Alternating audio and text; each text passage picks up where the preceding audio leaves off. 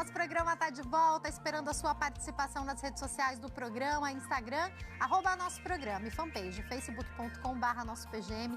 Nesse bloco a gente fala sobre um assunto super importante, a amamentação na prematuridade. E você pode deixar sua pergunta no 0 Operadora 11 3337 5886, que é o nosso WhatsApp. Participe, faça sua pergunta ou seu comentário. Eu recebo aqui a doutora Rosângela Santos, que é pediatra e também presidente do Departamento de Aleitamento Materno da Sociedade de Pediatria de São Paulo. Tudo bem, doutora? Boa tarde. Boa tarde, obrigado pelo convite. Prazer recebê-la novamente, viu? Né, representando a sociedade, também representando as mulheres, né?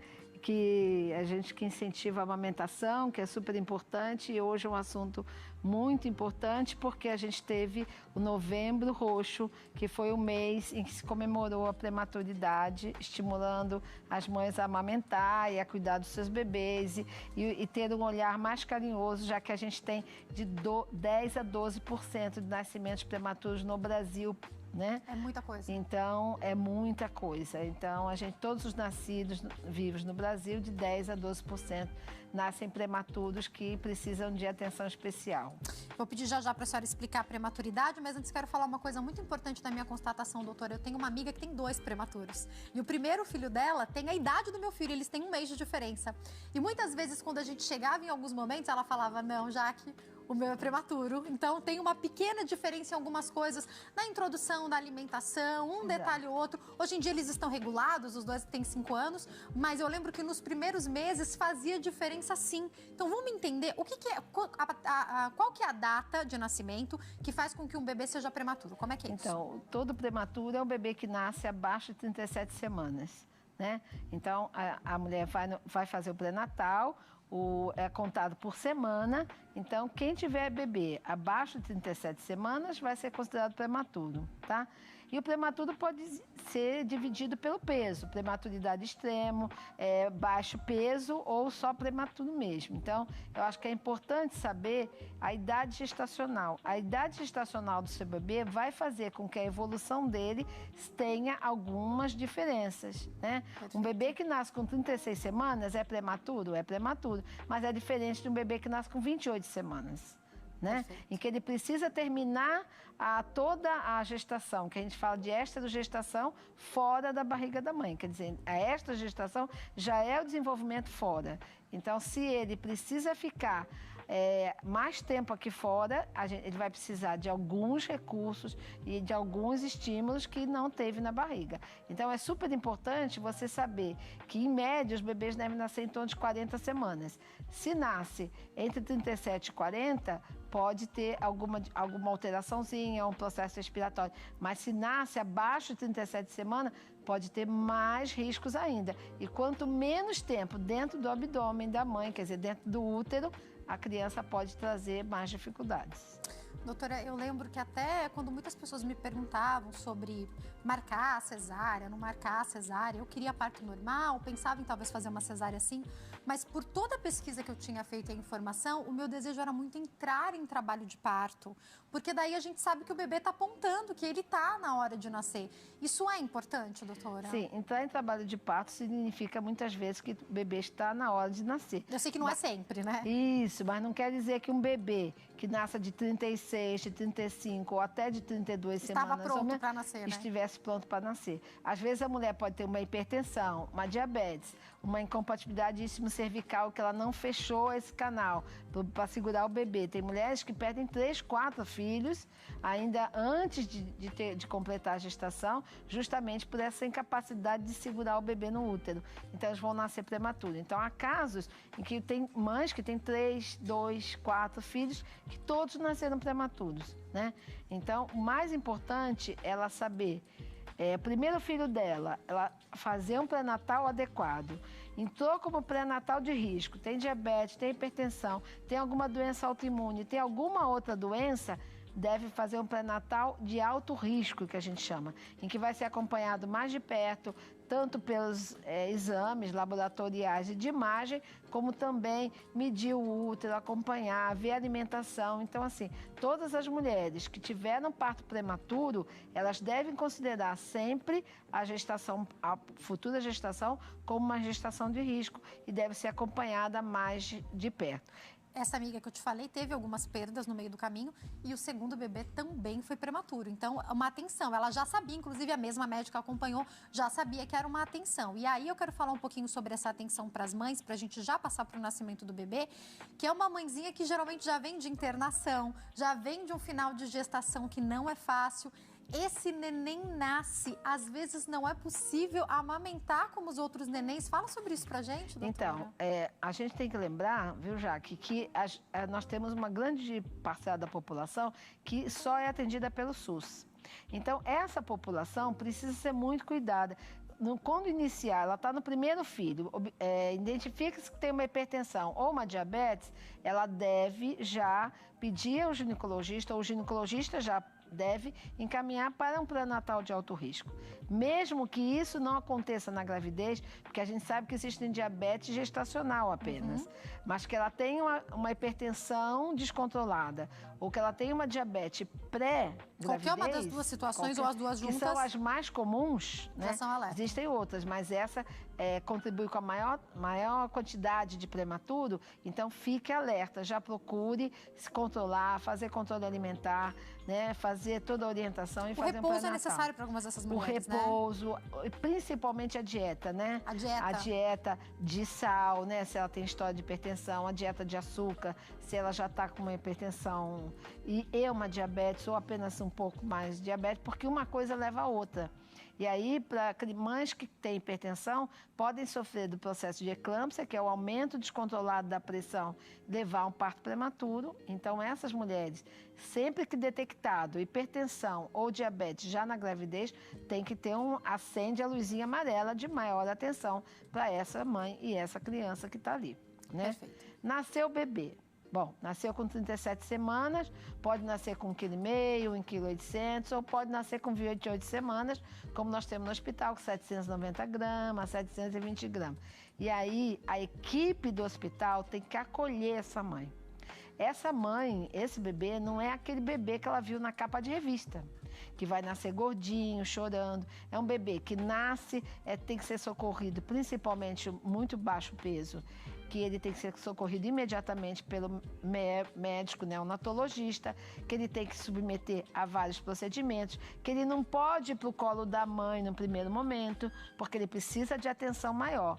Então, ele vai para a incubadora, ele vai ficar longe da mãe. Então, a equipe que está em volta tem que procurar acolhê-la. Se realmente o bebê nascer com risco respiratório imediato, ele deve ser levado e feito todos os procedimentos. Se a criança, mesmo com 1,5 kg, nascer ainda ávida, que der para ficar, a gente já inicia o aleitamento encostando a mãe junto do seu filho. Nem que seja 1 minuto, 2 minutos, 5 minutos, é importante que a mãe sinta, porque quando ela sente o seu bebê e a placenta sai, inicia-se a apojadura, começa-se o processo da descida do leite. Então, é super importante. E no berçário, que ela frequente diariamente o berçário, que ela extraia o seu leite para deixar para o bebê, principalmente os hospitais hoje, que a grande maioria, muitos têm um banco de leite, ela deixar para o seu bebê. O melhor alimento é o leite dessa mãe. Se ela ordenhar com a frequência com que bebê mamaria, né, de 3 em 3 horas, esse leite vai se manter mesmo se o bebê ficar 2 ou 3 meses internado.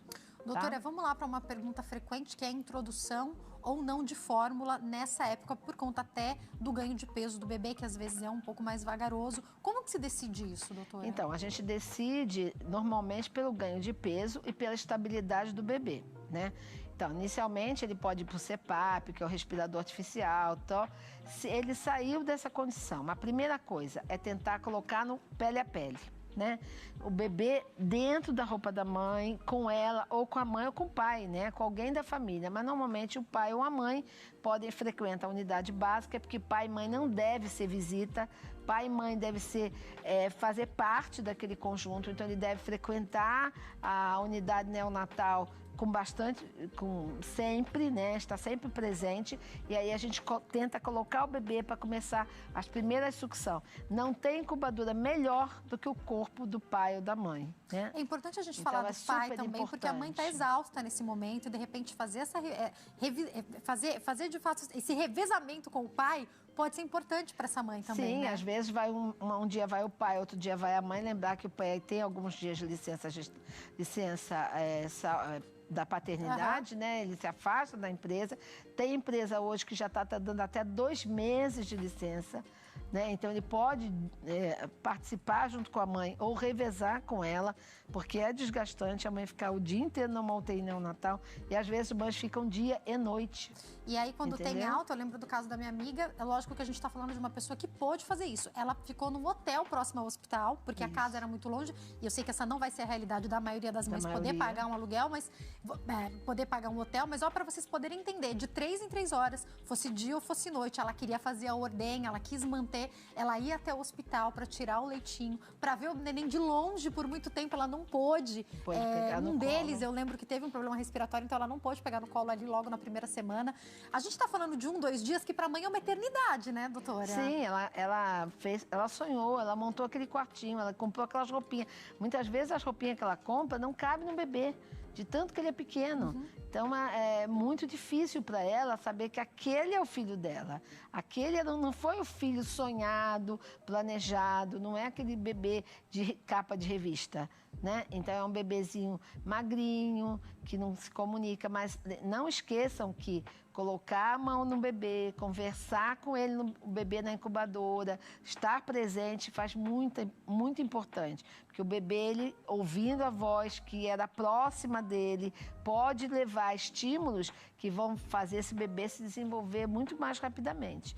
Que é a mesma coisa. Eu lembro quando o Davi nasceu chorando, encostava em mim, parava de chorar. É a mesma coisa com essa mãezinha, apesar de ser prematuro, né? Converse com ele. Então, às vezes, a gente chega na UTI, o pai está assim, a meio metro da criança. Não, pai, encosta perto dele, abre a janelinha, lava a mão, claro, todo parlamentado, todo o processo de higienização, vai cuidar, passa a mãozinha nas costinhas do bebê, passa a mãozinha na cabeça, para ele sentir a presença, ele sentir o corpo ali. É super importante para evoluir. Já trabalhos mostram que essa evolução é muito maior quando essas crianças têm esse contato com o pai, com a mãe. É muito gostoso, né? Doutora, pode acontecer da mãe não ter leite? Pode, porque se ela não tirar o leite vai secar.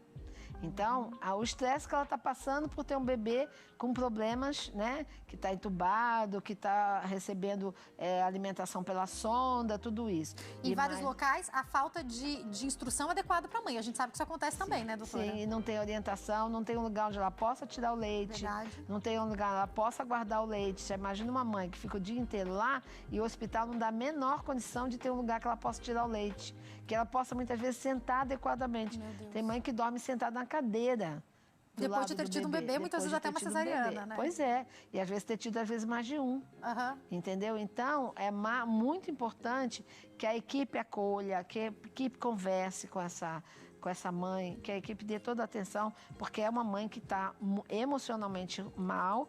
E aí, sabe, o bebê internado, ele pode ter várias intercorrências.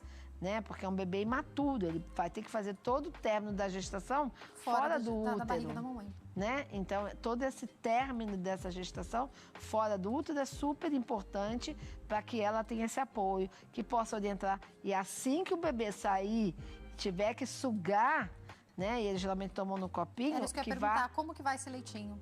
Vai pelo copo, né? Os hospitais amigos da criança, mas mesmo que vá com mamadeira, vamos evitar o uso de mamadeira, mesmo que seja com leite da mãe, e coloca para tentar sugar. O bebê pode não ter força para sugar? Pode, mas ele pode lamber, ele pode estar próximo e depois a equipe complementa, finaliza ou termina a orientação, porque eles mamam um pouquinho, né?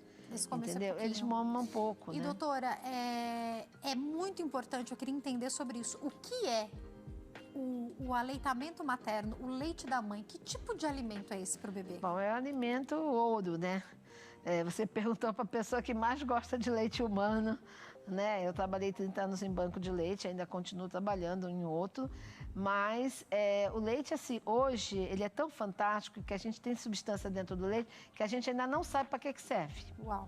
Tá? E hoje, assim, já se tem há alguns anos descoberto que ele tem o microRNA que ele muda a genética do bebê.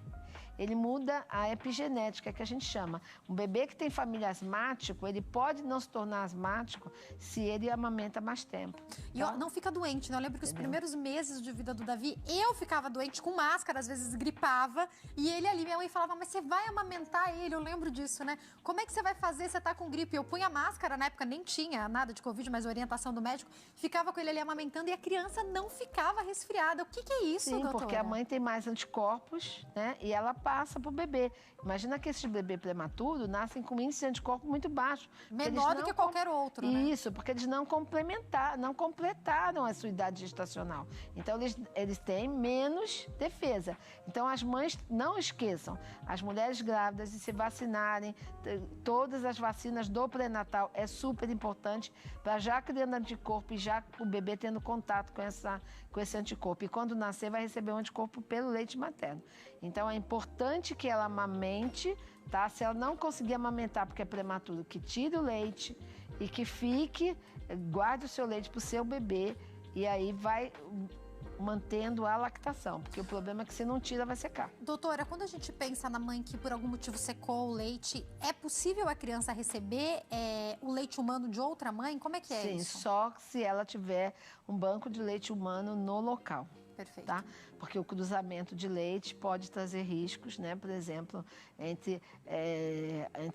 por exemplo, você pega leite de uma pessoa e dá para outra, se essa pessoa tiver alguma doença tipo HIV, hepatite C, HIV a maioria já sabe, mas assim, hepatite C, alguma coisa desse gênero, pode passar para o bebê e você nem saber naquele momento. Vai descobrir lá na frente. Então tem que ter uma atenção para isso, tem que ser direcionado pelo profissional onde você está, né? Que saiba orientar, né? Apesar de, na última estatística, a gente ter 21% de aleitamento cruzado no Brasil, o que é proibido por lei. Uau. O último ENANI, que é o Estudo Nacional de Alimentação Infantil, de nutrição infantil, ele mostra que no Brasil inteiro a gente tem 21% de aleitamento cruzado.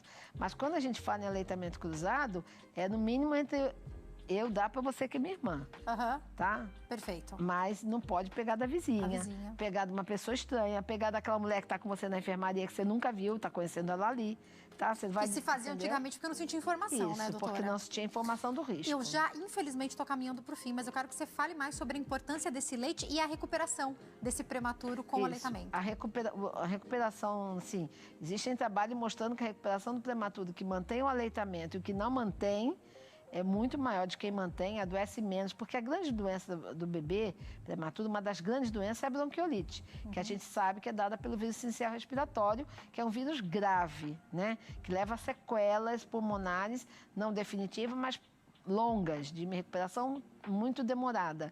Então, o que acontece? Hoje nós temos um anticorpo para isso, mas o governo só dá para crianças que nascem abaixo de 28 semanas. Então para aqueles prematuros extremos. O convênios ainda cobrem até 32 semanas. Mas o mais importante é que para prevenir, inclusive a bronquiolite, leite materno da própria mãe. É o ideal. Primeiro da própria mãe, segundo de um banco de leite. Tá? Perfeito. E outra coisa que é importante, que eu não queria deixar de falar, é que com a licença do prematuro, nós temos agora mães ou bebês que fiquem mais de 14 dias internados, a licença maternidade conta a partida alta do bebê, tá? Isso é muito importante. Tem mães que ficam 2 meses com o bebê na UTI. Se ela tinha licença de 4, ela vai ficar só 2 em casa. Agora não. Saiu de alta, conta a partir daquele dia, 120 dias. Importantíssimo. Tá? Muito importante. Na vida da mãe e do bebê, né? Sim. Até para esse aleitamento exclusivo, que a gente sabe que quando a mãe volta a trabalhar, isso é mais difícil, né, doutora? Isso aí é importante que ela mande os documentos para a empresa, né? E a empresa faz automaticamente. Já troca aquela data. Porque o INSS é que paga essa diferença. Para quem quiser entrar em contato, eu vou deixar o Instagram da doutora, @rosangela.aleitamento. Eu vou pedir desculpa para a doutora Rosângela, porque eu não consegui fazer nem metade das perguntas que eu queria, e te convidar agora para no ano de 2023 voltar mais vezes aqui no programa, viu, doutora? Voltarei sempre que vocês Muito precisarem. obrigada, Aleitamento é um assunto interminável e muito querido. E muito importante, né? Muito importante. Obrigada, viu, doutora? Muito obrigada a vocês pelo tarde. convite e bom Natal para todos. Obrigada, Feliz Natal, Feliz Ano Novo, doutora. Obrigada.